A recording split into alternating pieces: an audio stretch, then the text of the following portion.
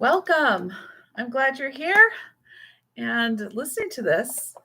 So, we are reading The Path of Life, Book 3 by Ou Wen Wei. And we're going to start today in Chapter 4 and probably finish with Chapter 8. We'll see how we go. Chapter 4. The sun and moon, in turn, illuminate the human world forever. After the feeling of intoxication passed, I suddenly had a suspicion concerning one phenomenon. How could the sun rise in the east and set in the west every day as part of its movement? My companion seemed to be smiling. What a clever fellow you are. You don't let slip one phenomenon that is extremely easy to overlook. What happens is really a miracle. Watch attentively again. I could see the sun just beginning to rise in the eastern sky, a golden, faintly fire colored ball jumping up from the horizon, glistening.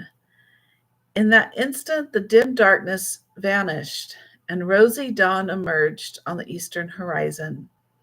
The sun, which looked a little bigger than we're used to today, gave off a much softer light, and even though it too was brightest at noon, people could stare at it, and then their eyes would not feel pained or be damaged, or even shed tears on account of the strong rays of light. Gradually, the sun finished its day's journey, sinking into the western sky at an even speed. The lower it sank, the more golden yellow it appeared. Later, turning a bit reddish until becoming a deep red, flaming ball, then hiding from view. At first, a golden afterglow appeared in the western sky, gradually turning into radiant red. What a beautiful scene, so different from sunrise. Slowly the earth threw on itself a dark cover like a light shawl. Tranquility prevailed all around. Hardly a quarter of an hour had passed after sunset, however, when a different charming and peaceful sight appeared. Another golden ball, milder and dimmer in color, was shining. In a twinkling, a myriad of blinking stars came into view, vying with the moon in its brightness. But the bright and beautiful moon prevailed over all the stars with its special elegant demeanor. The bright and clear moonlight gradually turned from a faint golden hue into a silvery white. Shadows cast by the moon were moving about on the ground, where the moonlight struck it and looked quite quicksilver rushing here and there. The effect was to create a quiet and mysterious atmosphere. Abruptly, my guide recited in loud and clear fashion, "When will the bright moon appear? It will come in sight at 13 hours. It is as bright as the jade hair. Everyone feels jubilant with pleasure. People share family happiness together and everywhere enjoy their bosom friends. All over the world they live in this way.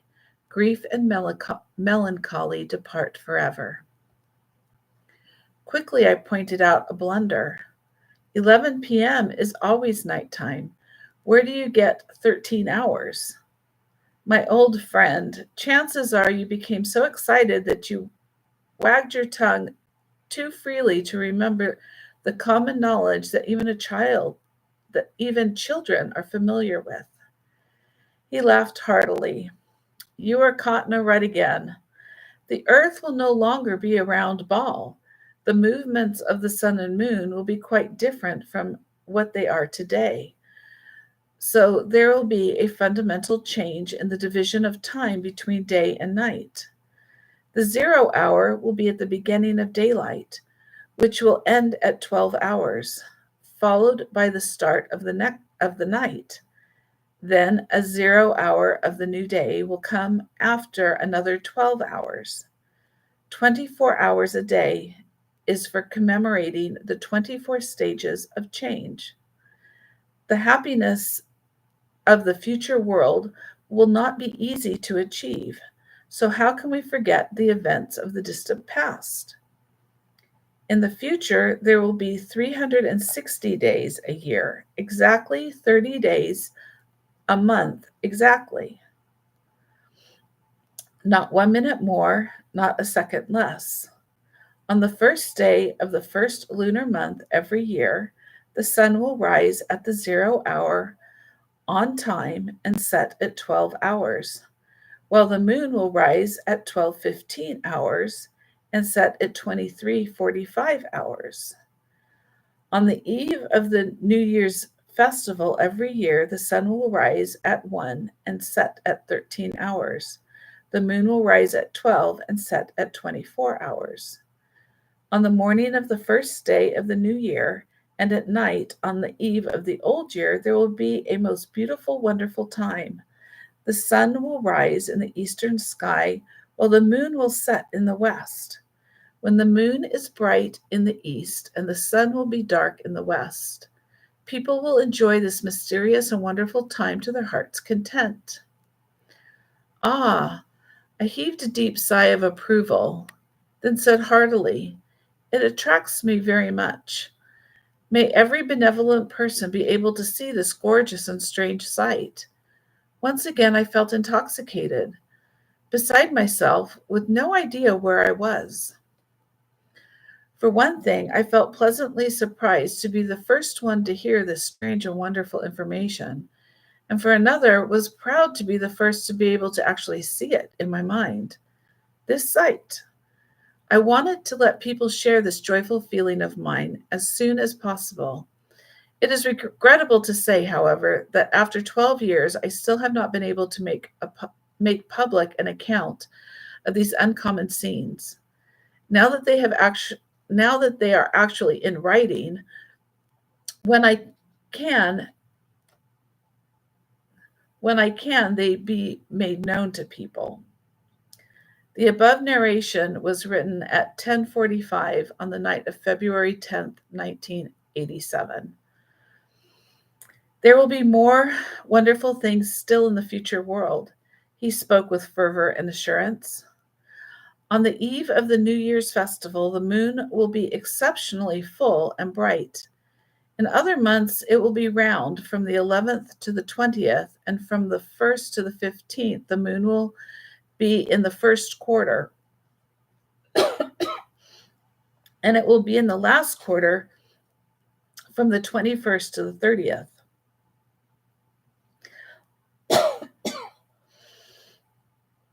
It will be brightest on the 15th. When the Mid-Autumn Festival night comes on the 15th day of the 8th lunar month, the moon will be brightest and biggest at 13 hours sharp. Everyone at that time will be admiring the full moon. On this bright, round moon, the illusion of the beautiful moon palace will appear, clear and elegant, and the goddess of the moon from the legend will be dancing with a group of fairy maidens, while gay, melodious music will be sounding in everyone's ears, and whiffs of refreshing fragrances will be drifting about. Note, according to the Chinese folk tale referred to here, the moon goddess was originally a woman who lived on Earth, and at that time there were 10 suns. Her husband decided things were a bit too hot on the Earth, so with his bow and arrow he began shooting down 9 of the suns. Taking advantage of his absorption in his task, his wife consumed the longevity elixirs he had prepared. Her body thereupon became very light, so light that she floated up to the moon, where she continues to dwell in a palace. Oh, it seemed as if I were there and could smell the scents. In the yards and terraces of every house, sandalwood was burning, its faint smoke rising up to the heavens. Whether it was their silvery white costumes or the wisps of smoke that wound around the group of gorgeous rainbow fairy maidens, no one could tell. People were in utmost jubilation. All of a sudden, musical sounds burst out, accompanied by the laughter of fairies, whose hands held baskets of richly colored flowers. Flowers and mooncakes were thrown in bundles and banquets to the waiting hands of all people. Has there been a more vivid, more relaxed, more happy event in the world? Earth and heaven were sharing happiness together. Please remember this marvelous time, bestowed as a favor by Emperor Pangu the Great. May we spend an even happier, even finer night next year. The mild, sweet, agreeable voice of the uniquely beautiful goddess rang out like silver bells, which charmed people's hearts and souls. It was as clear and enchanting as the sound of pearls dropping onto a jade plate. I could not refrain from shedding happy tears of excitement. Oh, Emperor Pangu the Great! It was Pangu himself speaking, the Pangu who spoke in my mind, full of emotion. But he seemed to be addressing me. Look how wonderful the future human world is. It was planned out by you 500 quadrillion years ago. Shouldn't we suffer and endure all agonies for the sake of the realization of this refined human world? I involuntarily, I wiped my eyes as I spoke, also with passion. We should, absolutely. If it would allow everyone from this world to be admitted into that magnificent world, I would willingly let myself be cut into pieces. I would become a stepping stone to be trampled on as light. But you should not forget. How can people be admitted into that world? At that moment, I could not find proper words to reply. Probably I was still too intoxicated. It was the very first time in my present situation that I actually felt the night to be lovely. An odd wish suddenly came upon me. May the human world have such a tranquil and pleasant night forever. One specific period of time, as nice as it seems, can be the future world. There will be more wonderful things. Be patient and enjoy yourself. Oh, I spoke with sincerity. You mean every festival is wonderful? Tell me, are there merry festivals to be enjoyed in the future? The traditional ones from our country? Yes and no, too. What a disappointing remark. I suddenly felt let down almost, but he continued in a carefree and leisurely tone. I say yes because people will celebrate four traditional festivals solemnly. The Lunar New Year festival is the one for bidding farewell to the old year and welcoming the new, so naturally it is a special one. The festival of pure brightness will no longer be a day for people to sweep their family graves, but rather a time to go sightseeing. Pure brightness means it is bright and clear on that day, neither cold nor hot.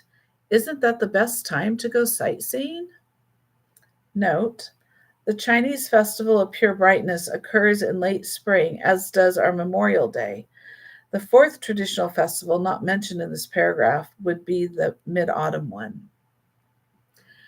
The Dragon Boat Festival is the one in midsummer, the best time to play in the water, so it will afford different pleasures.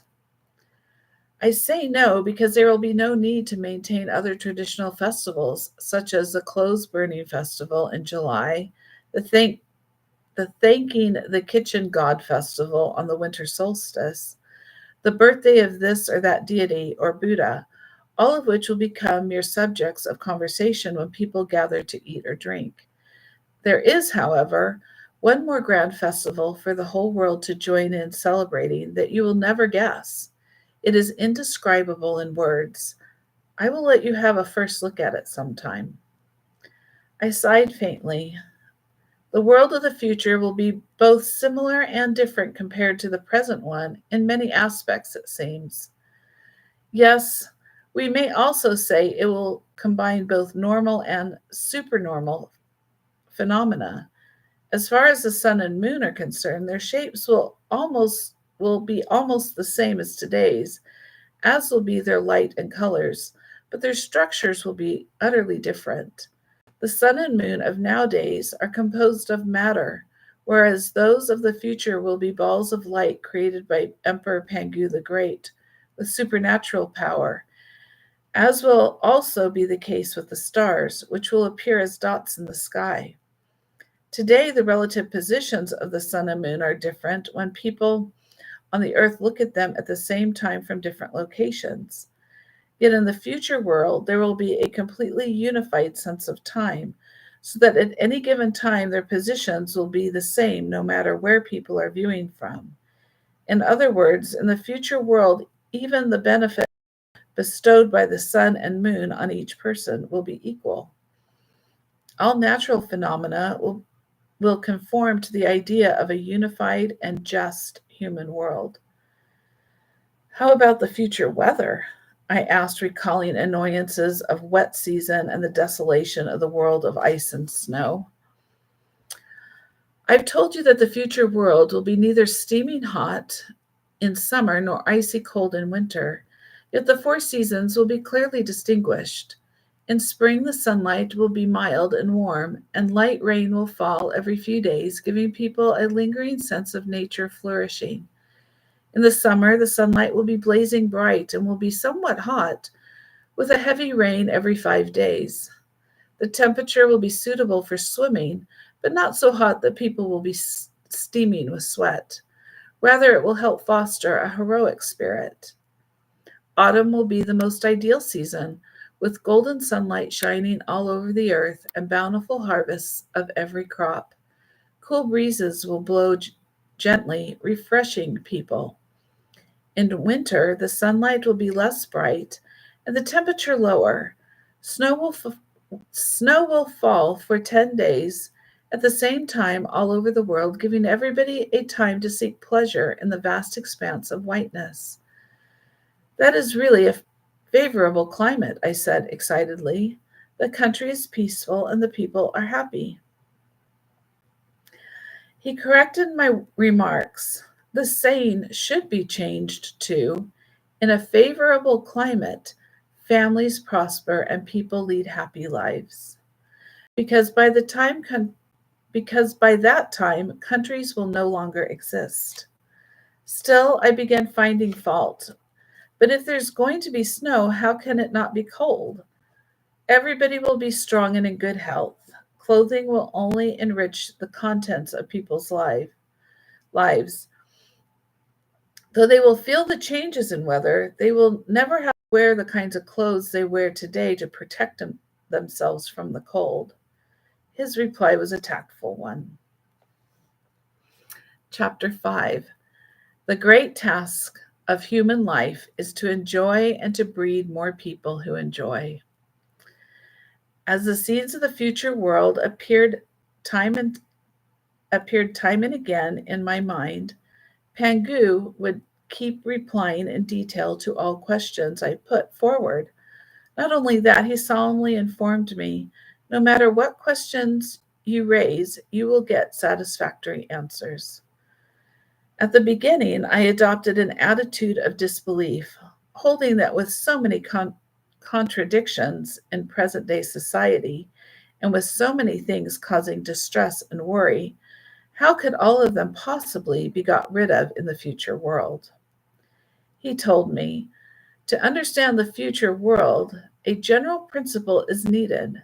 Namely, you must retain the idea that Emperor Pangu the Great has infinite supernatural power.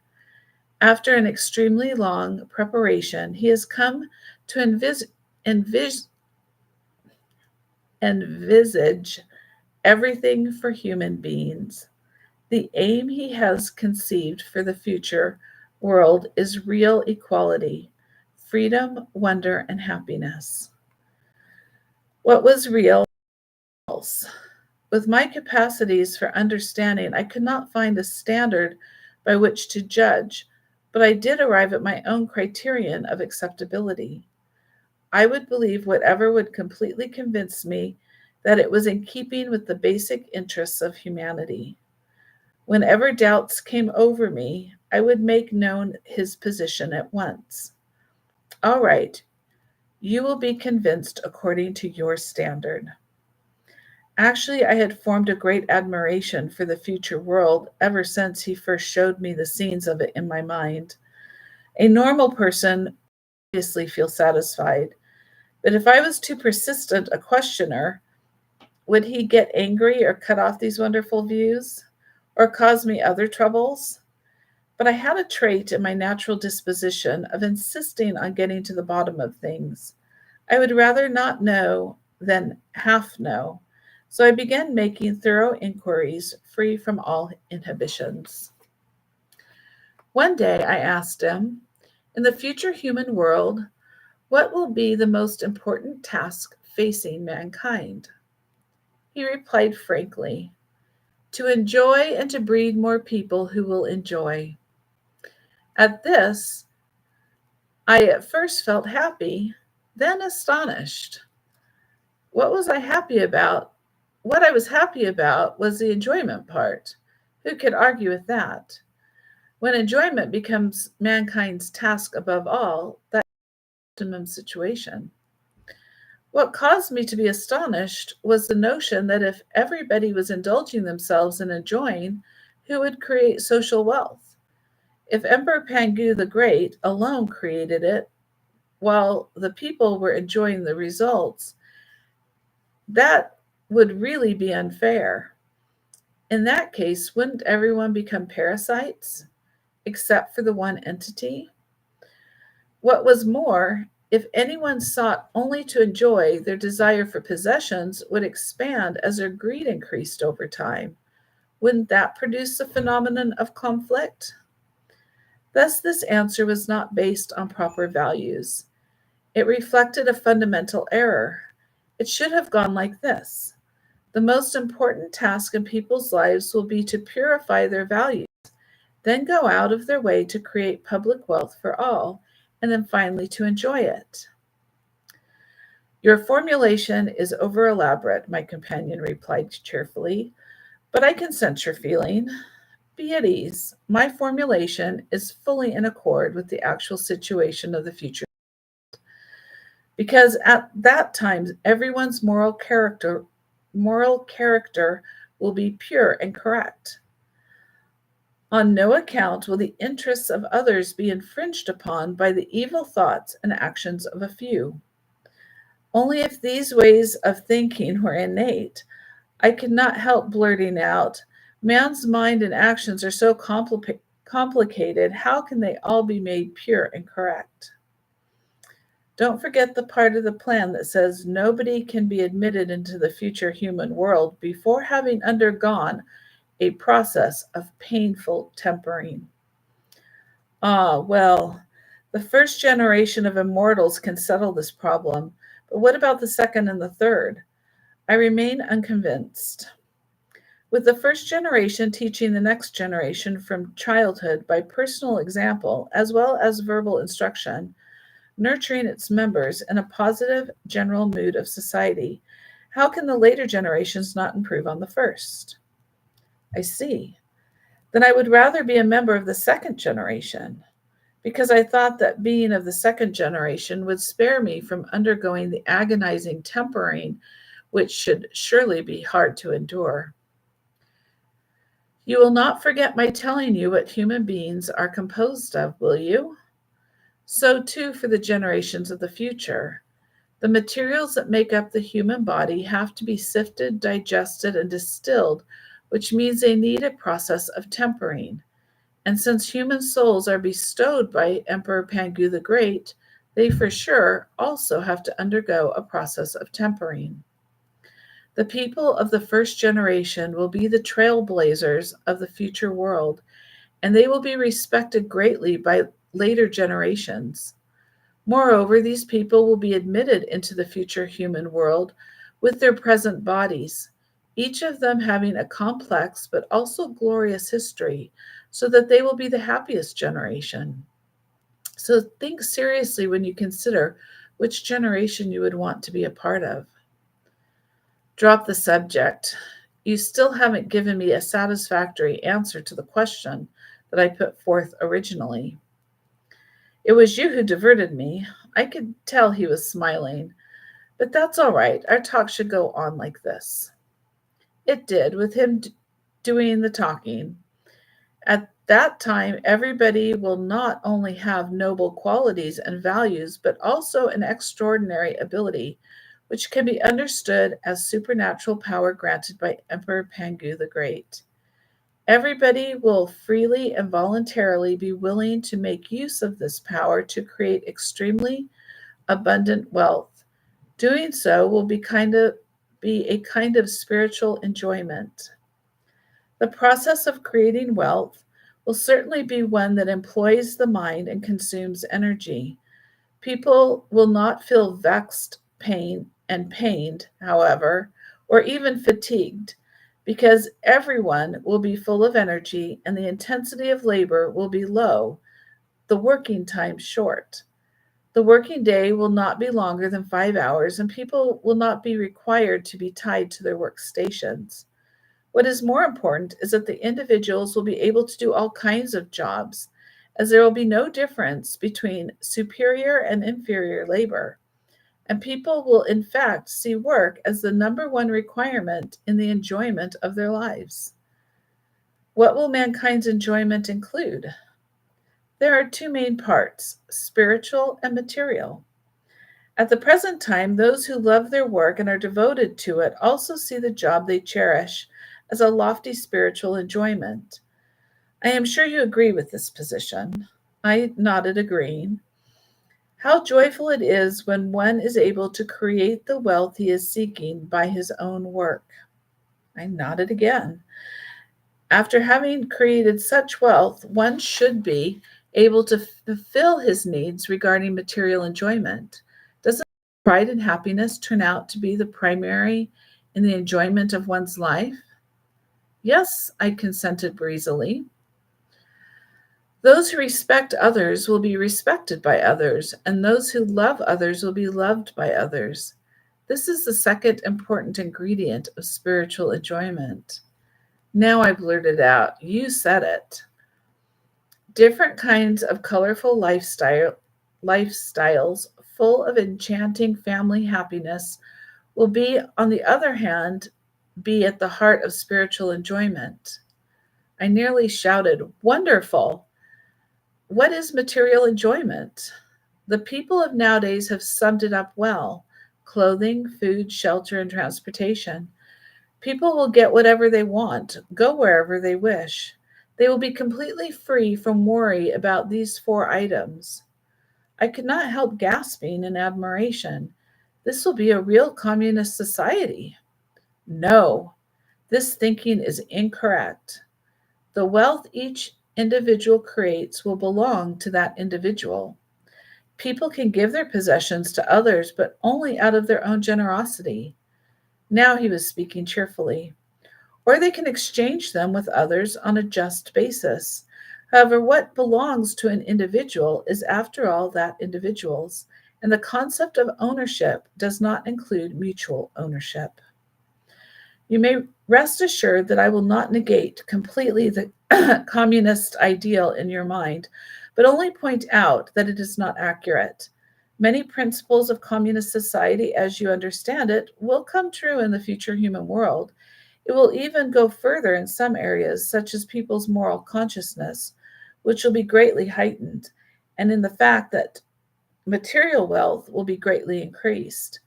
There will be no phenomenon of exploitation of man by man, no phenomenon of ruler and the ruled, no states, no regimes, no armies, no courts, and so on and so forth.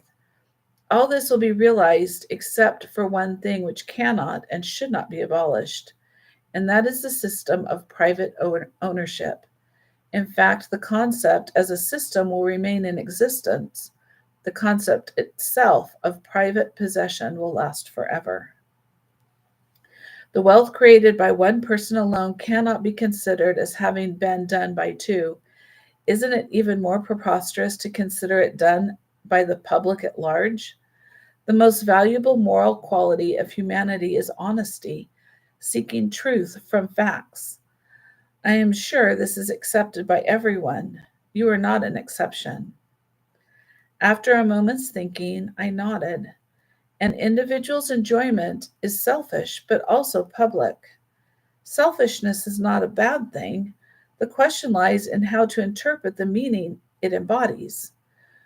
With the prerequisite of doing no harm to others' interests, the more wealth one can create, the more and better one can enjoy. Because another extremely great task for future people is to regenerate the essence of the spirit and matter of heaven and earth into new people, so more and more of them can take part in the enjoying of wealth that is being created. Ow, ow, ow, these remarks of yours are too difficult for me to comprehend. Pray explain more clearly and in detail. A feeling of bewilderment took hold of me, but my words were nevertheless pointed. Well, you should keep firmly a concept in your mind. In the future world, humans will be the happiest of the highest rank among living beings. All things will exist for the sole purpose for them to enjoy to their heart's content. So, among all beings, the most worthy of admiration will be humans. Therefore, it will be an extremely holy and glorious task for those materials in the cosmos to become the components of the human body. And it will also be extremely holy and glorious task for more materials to create more human beings, with this becoming the most holy accomplishment of all. In this way, Emperor Pangu the Great has decided on two great tasks for the future human world. These two great tasks will complement each other. Neither one can be dispensed with. Without human beings, enjoyment will be out of the question. Without enjoyment, no humans can be created. Those who are the kindest and most benevolent will experience the greatest enjoyment. And with this great enjoyment, the kindest and most benevolent people will be created. You should never forget that Emperor Pangu the Great was responsible for overseeing the whole of the chaos, in which there were countless material particles. Two ways were available to transmute these particles into human beings. By one, Emperor Pangu the Great would create directly an infinite number of people. By the other, he would first create a certain number of the initial generation, then endow them with the ability to recreate. Thus, more and more people would constantly be created. In the infinitely long time of the chaos, Emperor Pangu the Great created human worlds many times by using these two ways. After comparing, he judged the second was better. Why? Because humans, composed of both matter and soul, are different from all other creations. This difference puts them in the highest rank above everything that exists. Of the four inherent elements, space, time, matter, and spirit, of the cosmos, space, time, and matter all have the feature of infiniteness. Humans possess the characteristic of being limited. Originally, there existed only one man in the chaos, Emperor Pangu the Great, and so when creating human beings, he felt he must endow them with this characteristic of being limited with regard to number. Otherwise, they would be subject to endless calamities. This was the conclusion that Emperor Pangu the Great came to after repeated experiments in creating human worlds. Isn't this so? Infinity, or the quality of infiniteness, is an abstract concept by which, by its nature, cannot be represented by number. As such, it implies the, the feature of being unable to be known in its entirety, for whatever category it might apply to. If an infinite number of human beings were created all at once, who thus could not be counted and accounted for? How could these people, who could not possibly all be known by Emperor Pangu the Great, be guaranteed to live a happy life? Here lay the cause of calamity. To put it bluntly, I could not help interjecting angrily. Emperor Pangu the Great proved to be incapable. I've said before that we may understand the problem of infinitude in the following way. In the past, hasn't he created and destroyed human worlds repeatedly because he failed to solve this question satisfactorily? This future is really the origin of all tragic happenings in the human world. To prevent them in the future, it became necessary for him to limit his own infinite supernatural power. So a scheme came to create another human world was worked out in a systematic way to create a limited number of human beings who would, as Pangu's capable assistant, undergo an agonizing process of tempering so as to enter the future eternal human world and thereby become the first generation of immortals, assisting him to create continuously more and more immortals. Generation after generation would so develop, the total number increasing toward infinitude, which, however, would never be reached. In this way, he would always be able to know the condition of all people, assuring that they would live in the happiest circumstances forever. It is the most complex and arduous scheme, but also the only practical one. Regarding its being the only practical one, this is because it's faithful to the basic properties of the four essential elements of the universe. As its being most complex and arduous, this is because it disturbs some of the properties of these elements, meaning especially that Pangu must change an essential feature of his own. So the world can be reformed only gradually through a long process of painful tempering. This is what I meant when I said before the agonizing trials of the agonizing body and soul. Oh, something finally occurred to me. You mean the first generation of the future human world will be the nucleus bred by Emperor Pangu the Great through his own painstaking effort? In the future world, many things will happen, depend on the support of this first generation for Emperor Pangu's initiatives. Therefore, they, the first generation, will have to undergo a most painful process of trials in order to get their thinking and values to the purest realm. Only by doing so can they fully deserve the honor of being the forebearers of other immortal members of the future human world. Is that right? Yes. This is why the people of the first generation will be the most glorious and happy. They will enjoy that world even more than the succeeding generations. But I went on, quite astonished. Won't everyone be equal in the future human world, as you've said? So how can they get more enjoyment? Because they make their entrance into the future human world earlier. What's more, later generations can't be compared with them. This will be this will by no means hinder the principle of equality among people. The idea of everybody being equal denotes mainly that everyone has the same lofty and moral characteristics and never does anything harmful to others' interests. Everybody will have enough supernatural power to create sufficient wealth. In the social arena, it will be equal in status, with no rulers and no ruled, without the difference between superior and inferior, the rich and the poor. Each one will be his or her own master in life and will not be disturbed by any outside authority. Chapter 6. A world with competition only, no conflict. A huge load of utter rubbish, I proclaimed. How can people be free from even the least outward authority? Besides interferences from the natural world, the complexity of human relationships is quite enough to prevent one from living in a leisurely, carefree way. Even people who do not give any offense to others still suffer anxieties brought to bear on them by others simply because of living in society. In one's own family, even between husband and wife, there will be some conflicts, so one cannot just do anything one wants.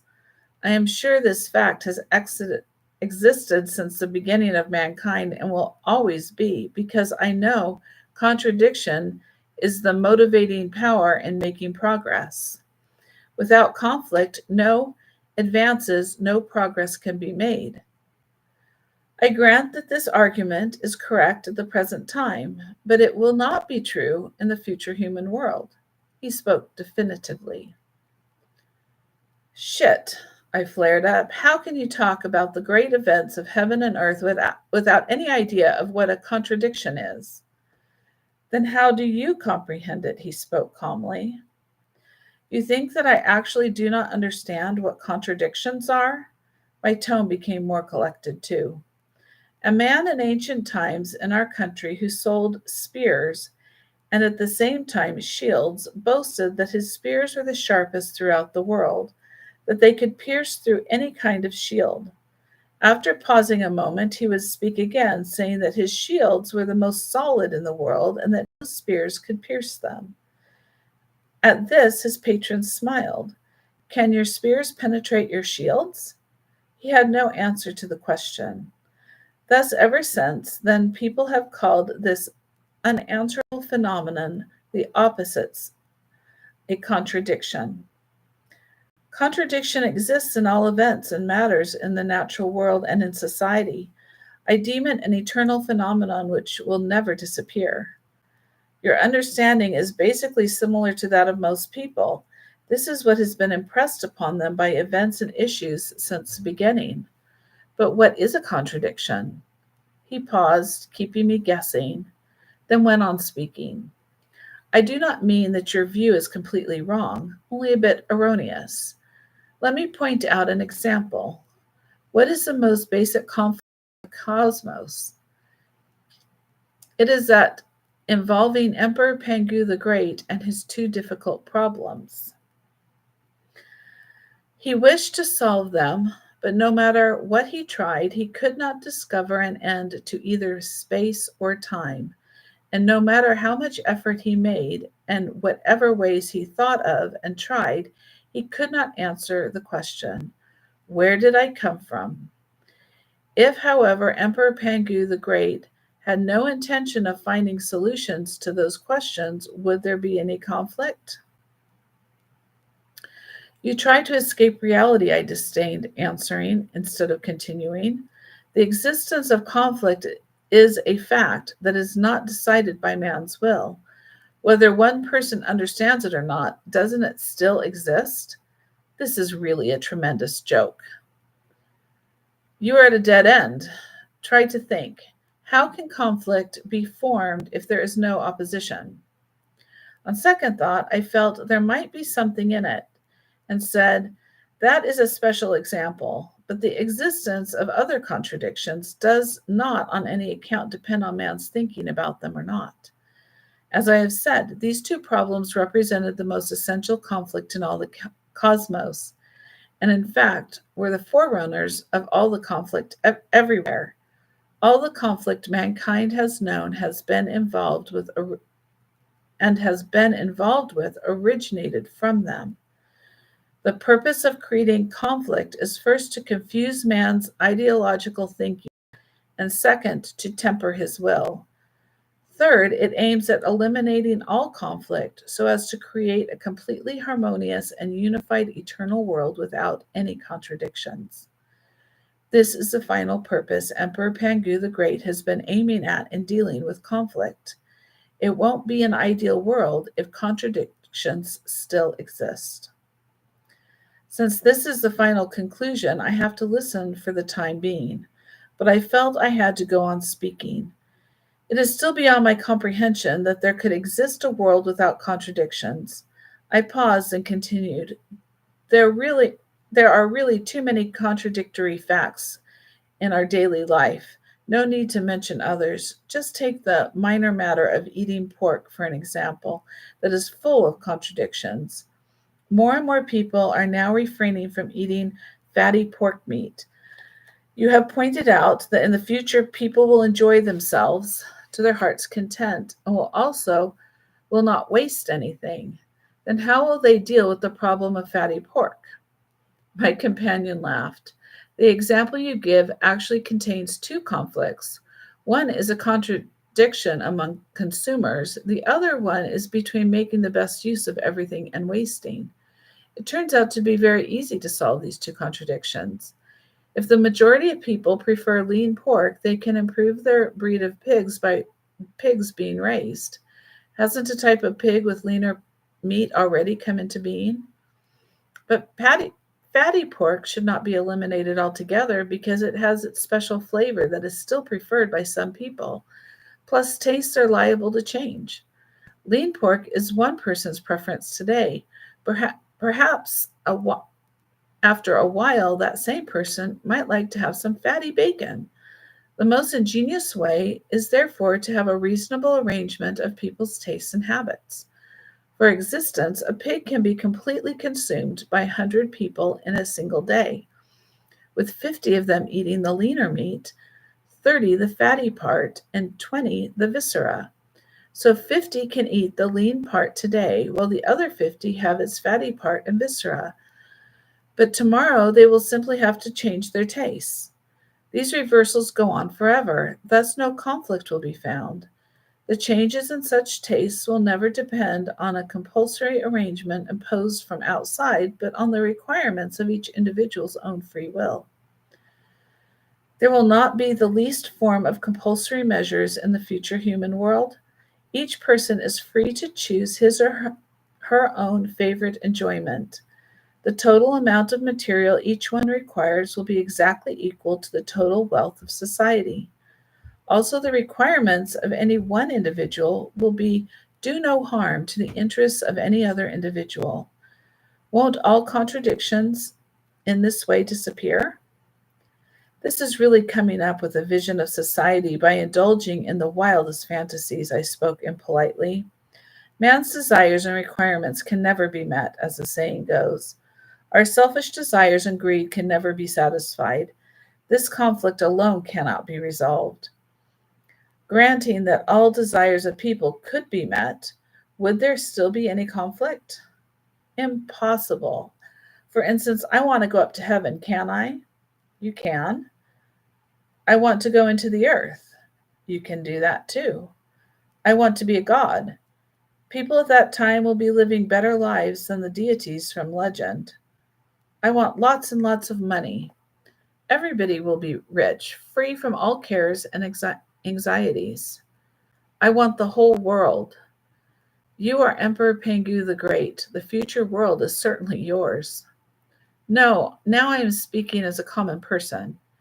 Anyone will at that time take the entire world as his or her own and everybody else's as well. When replying to each question I raised, he would show me in my mind a scene to accompany the answering explanation, which made it difficult for me to argue, and so I felt unable to put forward any further questions. This world of his was really too perfect. A thousand pities that readers cannot have a look at those scenes and share the rejoicing that I felt at that time. But pray do not be impatient. After reading my book, you will gain a greater conception of the future human world. Then see if you are able to raise any questions that put him on the spot. How can a society make progress without contradictions? I knew I was harping on the same string. Everybody possesses, without doubt, courage and ability. The kind of competition that results will be fair, open, and above board, and will enrich social life by enabling people to create more goods with those particular distinguishing features that serve to satisfy their own daily needs as well as other people's needs. This is not the kind of competition involved in playing politics. There will be no politics to play, nor in playing schemes and intrigues. Even the phrase playing schemes and intrigues will vanish then. Rather, competition involving using one's own ability without having any need to rely on or take advantage of others' abilities. Will it be that everybody participates in farming as well as working in other areas? I asked. Has there been any person in any age who could live without relying on others? To my mind, society as a whole is a huge and integrated machine. Everyone is only a small screw, a specific part. Members must give full play to their abilities by relying on each other in order to impel the working of the machine. So how can one person single-handedly create all aspects of daily life? Take food, for example. It requires processes like plowing, husking, cooking. Another example is the clothes we wear, which can be produced only through a series of processes. How can this be done single handed? You are once more getting into a dead end, but you have put forward a good question, so I must reply in detail. Do you remember what I said about the future people's abilities being very great? The abilities shown by present human measures, less than 1/10,000th of the people in the future human world. Can you still remember what the first two human worlds were like that were created by Emperor Pangu the 26th? They also lag far behind in comparison with the future human world. Try to imagine if the abilities of present day humans could be raised 10,000 times, and if those people then devoted themselves to enriching their spiritual and material lives, what kind of world would it become? After some moments of pondering, I said, I can't imagine specifically what that would be like, I'm sure. However, it would be very nice and a very fine world. Would you show me with concrete examples the working conditions of the future human world? Chapter 7: Leisure Time and Working Styles in the Future World. He laughed. Sure. I waited, anticipating a feeling of incomprehension along with a share of disbelief. The main task of future humans will be enjoyment. He began his argument earnestly. Every action of mankind is for enjoyment, and it may also be said that all existences are focused on enjoyment. There will no longer be any hard work. Will working hours be shorter than now? I asked anxiously as I thought of the present system of an 8-hour working shift plus an extra 1 hour of voluntary overtime every day. Sometimes working overtime for 5 or 6 hours was required, and then there was also a lot of heavy, miscellaneous domestic work to be done. The members of the family I grew up in all used to get so tired that they were often out of breath. Sometimes I would have thought, what is the point? What will happen to life's flavor if things keep going like this year after year? Shorter, of course. Will it be 7 hours? No. 6 hours? No. 5 hours a day? Frankly, I would feel extremely satisfied with working a working day of 6 hours, with the extra 2 hours left for dealing with housework. People's lives would become much more relaxed. But if working hours were reduced too much, wouldn't they become eclipsed by leisure time? In that case, with working time so brief, how could enough material wealth be created? Still wrong. His words struck me dumb. I did not dare even to dream a shift of 5 hours a day. Wouldn't everybody become an idler if working hours were continually cut down?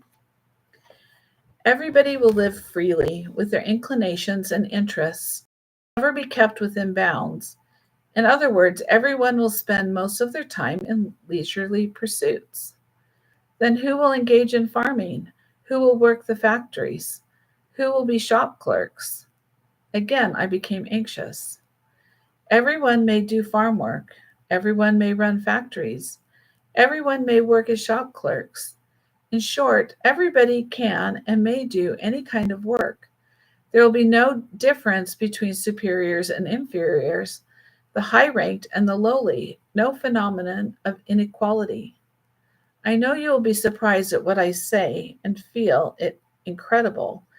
You are right now formulating an argument which you intend to refute me with. That is, you think in the case of having certain people run the factories, there will definitely be a difference between them and the workers. And with this difference, there will be inequality. Isn't that right? I am informing you that although there will be both managers and workers in the factories, they will hold concurrent positions.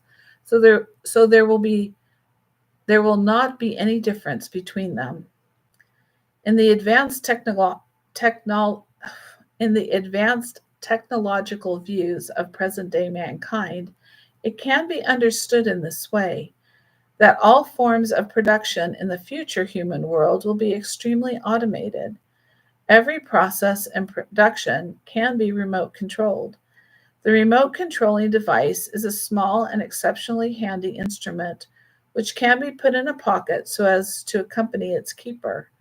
Wherever you go traveling, so long as you press the production button on the commanding instrument that you can carry along with you, the production in your factory will carry on and it normally should. And so will there still be anyone who feels bored or fatigued by such convenient high-level work? I could no longer find an argument, but merely thought blankly. It will be just great, just wonderful to carry on like that. After a moment, something occurred to me. Sometimes a kind of pleasure can really be derived from collective life, but in the future human world, will people tend to lead solitary lives? So such pleasures will be lost? What a pity that would be. He chuckled. Ah, it seems you are actually a collectivist. I replied rather seriously. I wish all good people to be happy. I agree. Every benevolent person should be happy and definitely will be happy. There will be many ways to enjoy happiness, and a proper collective life is one of them, with activities such as group travel, banquets, working together effectively, and so on and so forth. Sincere and friendly cooperation among colleagues and frank, ardent conversations will no doubt enhance people's pleasure and encourage them to improve themselves. So, in the future human world, there will still be some big public enterprises. People will be at the proper time, work willingly in them as organizers or directing production workers. Yet, whatever posts they may take, they will all aim at vying through their accomplishments and contributions and will by no means infringe on the benefits of others. So the phenomenon of equality will not exist, or inequality will not exist. There is a sense of absolute egalitarianism in all of this. Great. I could not restrain myself. After a moment of indulging in a feeling of self satisfaction, I became heavy hearted again.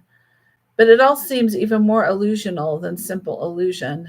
Since the beginning of mankind, has there been any utopian legend or scheme as perfect as this one?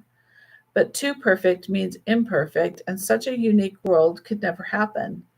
I wondered at such philosophically flavored remarks coming from me.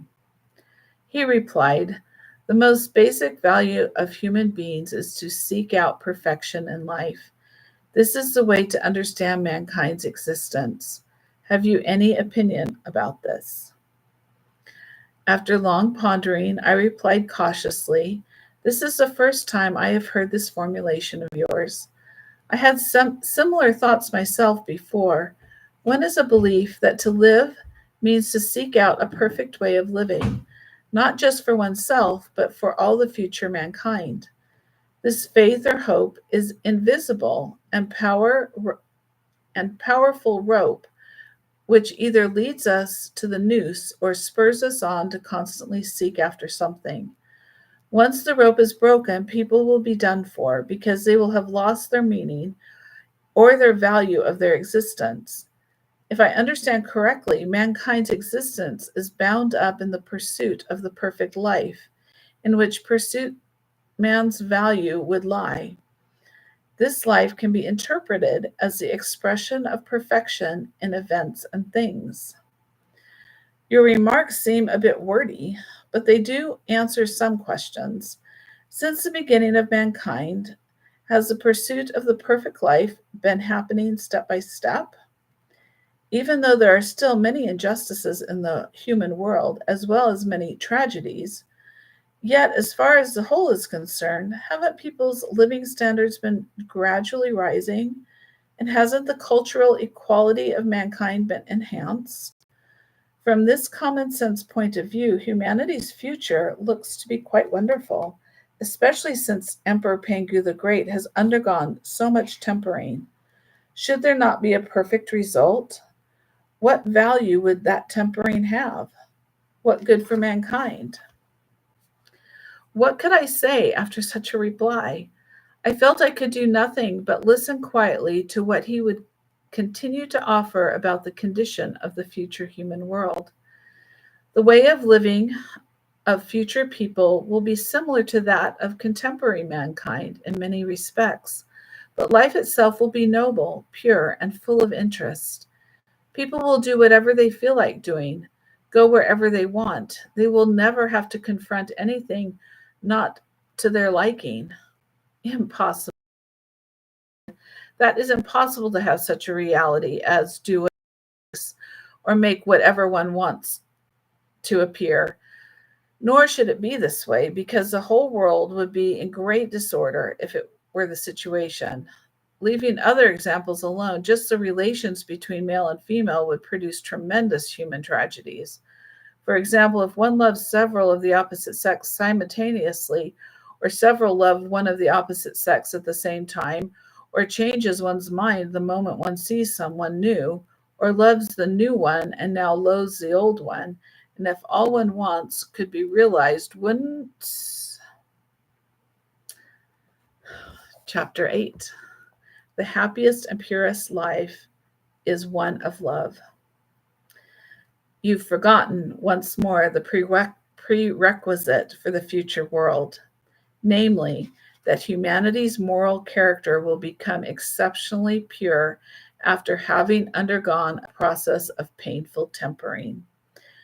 The guiding principle is that whatever an individual thinks and does will not harm the benefits and interests of others and will be on the basis of not bringing any sufferings to others. So nothing that you imagine will happen.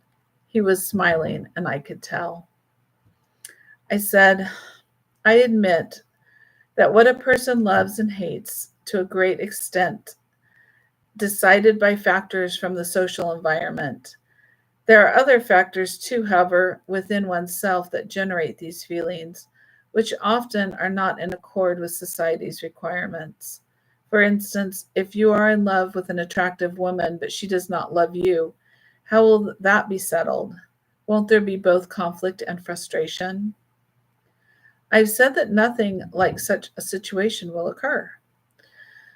Though your though your argument has some reason, I persisted, I still maintain that it is not in keeping with the reality of human life. Take another example to illustrate my view. There are always both good looking and not so good looking people in the world. Charming ladies will attract more men to court them, while handsome young fellows will be shown more appreciation by the women. Won't the future world be dry if such phenomena were not even allowed to exist? And be loved by others is the utmost happiness in life. Your last words are suitable to the future human world, but they should be thus amended. Everyone will love romantically only one person of the opposite sex, and will be loved romantically by one only throughout one's life. This arrangement represents the happiest situation and the way for purest enjoyment. In, in the future human world, every female will look charming, every male will be handsome, and there will be no extraordinary attractive or extremely ugly people. Won't there be a stereotyped dull look? I couldn't help laughing. Without ugliness, without so called beauty, without evil, without. And will all ugly people vanish, followed by the death of all beautiful ones? His loud interruption startled me, but also made me feel that there was reasoning, both profound and simple, behind its sarcasm. Exactly right, I finally said. It's already been said that the future world would be perfect. If there are still ugly people in the world, could it be called perfect? But if one can have only one lover, wouldn't people be deprived of the opportunity of selection? What if it, what if there are some partners who don't suit each other? On thinking this, I felt it unimaginable. At that time, the number of males and females will be exactly the same, and there will no longer be widowers, widows, bachelors, or bachelorettes. Young adults of both sexes will be completely free to have love affairs with no interfering pressure from families and society. Moreover, the ways of conducting love affairs will be more colorful. There will be love matches happening in childhood. There will be love at first sight, and also the happy lot of lovers coming together from far distances. Social intercourse between the two sexes will be sincere and frank, with earnest relationship built on mutual respect and support. All people will have many good friends of the opposite sex. They certainly will also have many good friends of the same sex, but of whom they only one can touch off the love in their hearts, and this will be definitely be their life mate. Lovers might fall in love simultaneously, or the love of more passive one might be aroused by the other's active and passionate courting. All vulgar and corrupt views of love affairs and marriage will be entirely extinct. The tantalizing sense of mystery, however, and the feeling that it is indescribable in present day love life will remain, becoming even more fascinating. It all sounds great, and it ought to be. I am all for your slogan, the happiest thing in life is love. I could not stop myself from chiming in with him. You are recalling that tantalizing time when you were having your own love affair, aren't you? His gentle teasing tones stirred my heart. It's true. I'm recalling those enchanting moments I will never forget when there was not only secretive courting but also anxious worries and cares, when we were drunk with love but felt resentment too, both of us full of grudges. Love was a fanatical sprouting from my heart and soul. The resentment was for the way she kept herself from announcing those thrilling words that would touch the heartstrings of both of us, but which we both wished the other would say first. I love you. My winged thought brought me back to the passionate days of 6 years before. I seemed to be once more in a state of happy but somewhat anxious, even painful hot pursuit. My eyes were open, but they failed to see the small prison of 6 feet square meters before them. In my heart, I whispered, love is the motive power, love is happiness. Even though there is sometimes hidden bitterness, it is still a thing of beauty and enjoyment. Human beings, how can they be without love? Though the details of love affairs are forbidden in today's media, love affairs can never be banned. Even those who make the rules cannot do without love. Well said. Love is really life's principal tune. Should there be no love, life would wholly lose its value. Love, however, assumes varied forms. The most thrilling love and wives. Then there is respect and love shown to their loving care for the young, and finally love for the whole of mankind. These three kinds of love have their own levels and overlap. Sometimes one kind of love will become the most important. At other times, other kinds of love will occupy that position. In short, all is for the sake of love and for making love last forever. Sexual relationships based on love are the best method for maintaining the essential relations of the cosmos in the human world and ensuring their existence forever. Do you still remember those two phrases about the purpose of life I told you before? Of course I do, I blurted out. Take kindness and benevolence as basis. Take frankness and friendliness to heart. Correct. Benevolence is the basis of love. Love is the embodiment of benevolence. Benevolence is for love, and love is for a happier life. The reason I said that life in the future human world will be perfect is that all people in the future will possess real, pure, and sincere love. Will people need no food once they have love? I was again a little put off by what he was saying, as the education I had received did not question. What was more, my 20 odd years' experience taught me that eating was the most fundamental issue in a person's life. It would be impossible to exist without anything to eat. If human beings were deprived of their right to live, then to talk about having love affairs was out of the question, so people should work first to get food. After all our arguing and discussing, I thought I had proven that man's main task is to work and absolutely not enjoy nor to love. What a chunk of granite you have for a skull. Then people are able to create more wealth with less energy. The purpose and mode of their lives will surely be altered. Supposing the present world could be turned into a society in which people could obtain their daily necessities for 1 month by working for only 1 day, then would they put work into the primary position?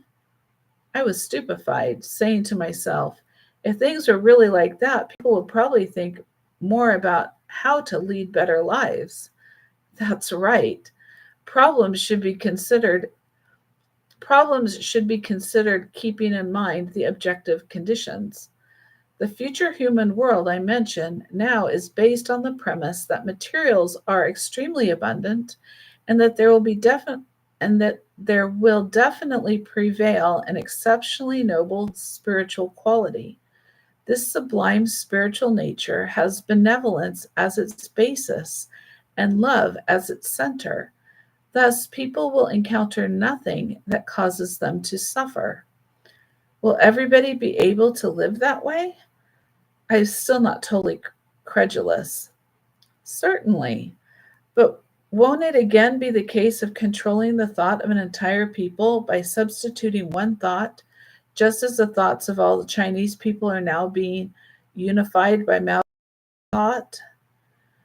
So it is said that Mao's attempt at this has been the greatest in the history of mankind. But in the future world, that way of thought becomes unified will be mainly through voluntary seeking and also by tempering. There will be a little, even no compulsion involved. Good. I always favor relying primarily on benevolent administration and secondarily on laws. I am sure everybody has a benevolent heart and an instinct for hating evil. As long as people are well guided and sincerely kind and harmonious, situations will definitely come into being for mankind. Yes, this is humanity's hope and the inexorable trend in its development as well. But but as long as I thought of the world around me, my heart would sink again in spite of myself. But the present world is too complex. There is tremendous disparity among the various political and economic systems, among cultures and customs. How can they possibly be unified by one way of thinking? After all this discussion and argument, it still seems an impossible case. Please stop making me hopeful with your lies. It is better that I calm myself so I have enough strength to face the cruel realities. The most terrifying reality for you is that you have no choice under these circumstances but to listen to the rest of my account of the future human world. After a moment of calm pondering, I said rather helplessly, all right, I can do nothing but wait until you finish with your lies. In fact, it is not that you don't like to listen, nor that you don't hope. I do not exist as a being, but that you worry what I say will not come true. Now that you are aware of where the illness lies, why not cure it? What you should know is still not all known. What you should bear is still not all borne. Let it be. Why should I suffer so much agony for no reason at all? I've always believed I am simply an ordinary person. This present experience of yours has been a most extraordinary one, so you had better face reality. All right, as you please. Thank you for joining me with this reading, and I will see you again for the next few chapters. Have a great evening.